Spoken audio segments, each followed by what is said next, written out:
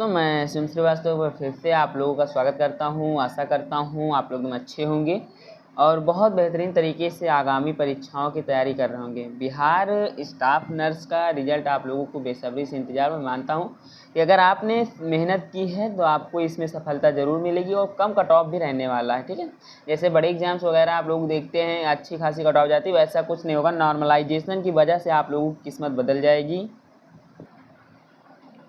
और आंसर की के बाद जो आप लोगों का बदलाव हुआ वो भी मैं आपके साथ साझा करूंगा। ठीक है, महासर्वे का डाटा बदल गया है। आप लोग जानते हैं कि एक महासर्वे मैंने किया था, उसके हिसाब से नॉर्मलाइजेशन कम हो रहा है, हार्ड शिफ्ट ज़्यादा हो रही हैं और इजी शिफ्टों में कमी आ रही है। क्यों? क्योंकि सभी लोग अपनी शिफ्टों को हार्ड बताते हैं। बहरहाल वीडियो शुरू करता हूँ। आगे की चीज़ें बहुत इंपॉर्टेंट है आपके लिए, तो वीडियो में लास्ट तक ज़रूर बने रहना।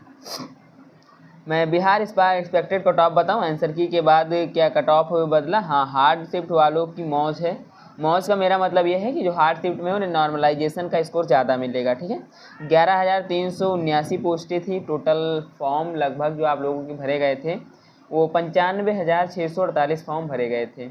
उपस्थिति जो कैंडिडेट्स की थी वो लगभग 45,000 थी। तो उस हिसाब से अगर मैं कहूँ तो 50% के आसपास स्टूडेंट्स प्रेजेंट हुआ था एग्ज़ाम में।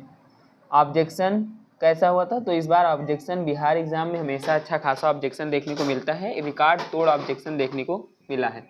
ये मान लीजिए कि इतना ज़्यादा ऑब्जेक्शन मिला है आप लोगों की, बोनस मार्क आप लोगों को कम से कम 8 से 10 नंबर तक तो ऐसे ही मिल जाएंगे विदाउट एनी ऑब्जेक्शन के, क्योंकि जब आपका नॉर्मलाइजेशन होगा, नॉर्मलाइजेशन में 8 से 10 नंबर तक बढ़ जाएंगे। ठीक है, टोटल आप लोगों को पता है। कंपटीशन के बारे में बात कर लूँ तो कंपटीशन केवल 5 स्टूडेंट्स में से एक का सिलेक्शन होगा।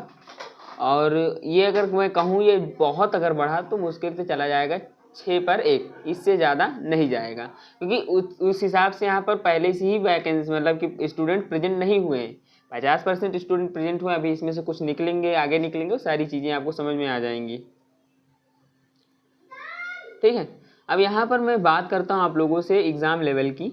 तो एग्ज़ाम लेवल आप लोगों का मॉडरेट टू हार्ड था। इजी शिफ्ट एक भी नहीं थी, तो इसलिए मैंने इजी नहीं रखा। और इजी शिफ्ट अब होगी भी नहीं, क्योंकि अब जितना भी स्टूडेंट फाइट करने जा रहा है वो काफ़ी ज़्यादा टैलेंटेड स्टूडेंट पहुँच रहा है फाइट करने, तो एग्ज़ाम लेवल भी उस हिसाब से हार्ड होते जा रहे हैं। ठीक है, डेट एग्ज़ाम्स के बारे में बात करूँ, 30 जुलाई से लेकर 3 अगस्त तक आप लोगों का एग्ज़ाम चला था। पहली शिफ्ट आप लोगों की हार्ड थी, दूसरी शिफ्ट 2 शिफ्टों में एग्जाम हुआ था। तो मैं सिंपली यहाँ पर बात करूँ तो 30 जुलाई की पहली शिफ्ट आप लोगों की हार्ड थी, दूसरी शिफ्ट भी हार्ड ही थी।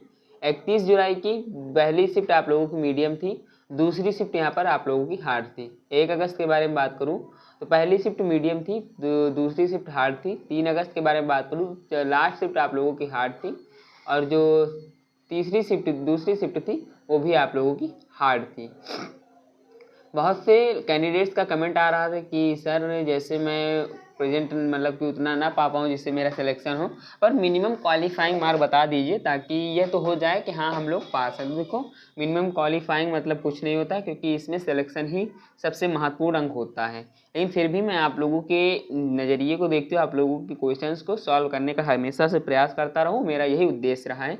जो मिनिमम क्वालिफाइंग हो जनरल के लिए 40% है 100% में, बीसी के लिए 36.5 है, ओबीसी के लिए 35% है, एबीसी के लिए 34% और पीडब्ल्यू SC ST के लिए 32% नंबर भी आप क्वालिफाइंग हो जाएंगे। बट ऐसे क्वालिफाइंग से कोई फ़ायदा नहीं है जिससे सिलेक्शन ना हो। ठीक है, अब बात आती है कि नॉर्मलाइजेशन कैसा होगा। तो मैंने पहले भी बताया था और मैं फिर बताता हूँ कि आप लोगों को नॉर्मलाइजेशन 8 से 10 नंबर तक देखने को मिल सकता है। ठीक है, बहुत और बढ़ भी सकता है, ऐसा नहीं, प्लस में 2 से 3 जाएगा, कुछ सेंटरों पे जाएगा, कुछ शिफ्टों में आपको लोगों को ज़्यादा देखने को मिलेगा, कुछ शिफ्टों में कम देखने को मिलेगा। जो हार्ड शिफ्ट मैंने बताई है वहाँ पर 11 तक भी पहुँच सकता है, कोई बड़ी बात नहीं है। ठीक है, अब आप लोग सोच रहे होंगे कि मैंने शुरुआत में थंबनेल में ऐसा क्यों लगाया है कि 30 नंबर वालों को 32 नंबर वालों का देखो, जिनके 30 नंबर हैं सिंपली आप लोग सोचिए 10 नंबर नॉर्मलाइजेशन से मिल गए तो स्कोर कितना होगा? 40। ठीक है, तो 40 पे आप लोगों का एक सेफ स्कोर जनरेट हो जाएगा, जिससे आप लोगों के सिलेक्शन के चांसेस बढ़ जाएंगे। इसलिए 30-32 जो उसके पास में है उनका काफ़ी अच्छा रहेगा इस बार। ठीक है, अब यहाँ पर बताऊँ तो हार्ड में आप लोगों को मैंने बता दिया था कि 8 से 10 नंबर तक बढ़ेंगे। मॉडरेट शिफ्ट में कितने बढ़ेंगे? क्योंकि मॉडरेट शिफ्टें भी मैंने एनालिसिस की है और मॉडरेट शिफ्ट भी मुझे निकल कर मिली हैं। तो जो मॉडरेट शिफ्टें हैं आप लोगों की वो 4 से 6 नंबर तक बढ़ेंगे। कितना बढ़ेगा? 4 से 6 नंबर तक बढ़ेगा, ठीक है। और आपको पता है कि मैंने ये भी कहा था, तो ये चीज़ मैंने यहाँ लिखी थी, तो आप लोग देख सकते हैं, ठीक है। 100 मार्क का आप लोगों की मेरिट बनेगी, 100 मार्क में मेरिट बनेगी, जिसमें से 25 नंबर जो हैं आपके वो एक्सपीरियंस के होंगे। और एक्सपीरियंस कैसा? किसी भी ऐसे अस्पताल से जिसमें आप लोगों का वो दर्शाया गया हो कि आपने वहाँ पे नर्स का काम किया है, आप ये काम करते थे।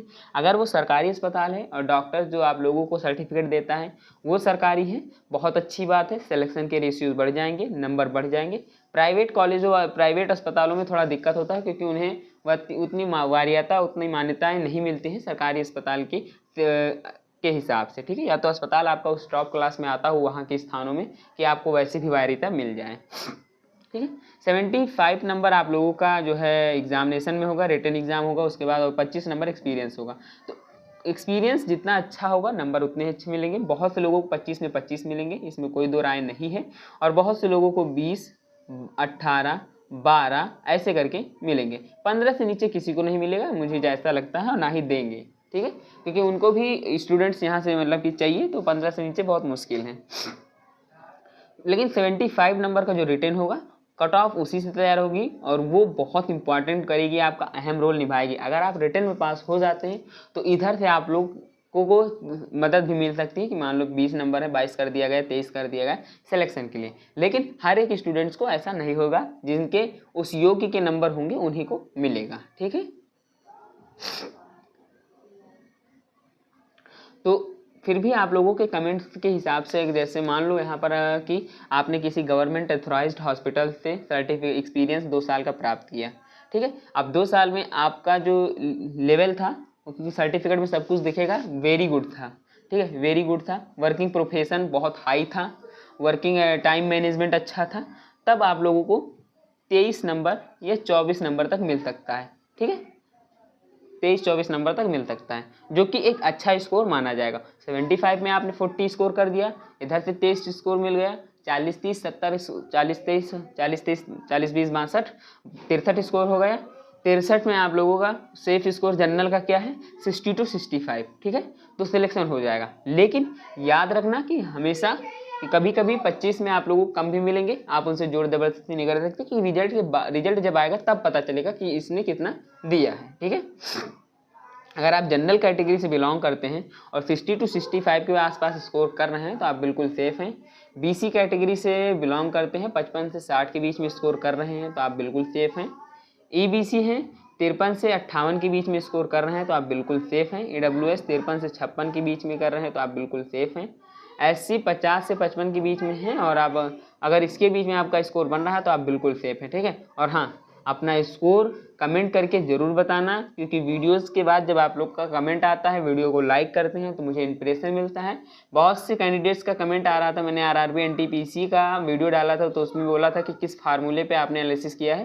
मैं बहुत जल्द उस पर वीडियो लाने वाला हूँ, अभी मैं बाहर हूँ, उस चीज़ को नहीं ज़्यादा कर पा रहा हूँ। लेकिन ये मत सोचना कि मैं नहीं बताऊँगा, मैं आऊँगा आप लोगों के समझ नेक्स्ट वीडियो में, अच्छे से आपको फार्मूला क्रिटिकल करके एकदम अच्छे से समझाऊँगा, ठीक है। मिलता हूँ किसी और टॉपिक के साथ, किसी और को टॉपिक के साथ, तब तक के लिए धन्यवाद।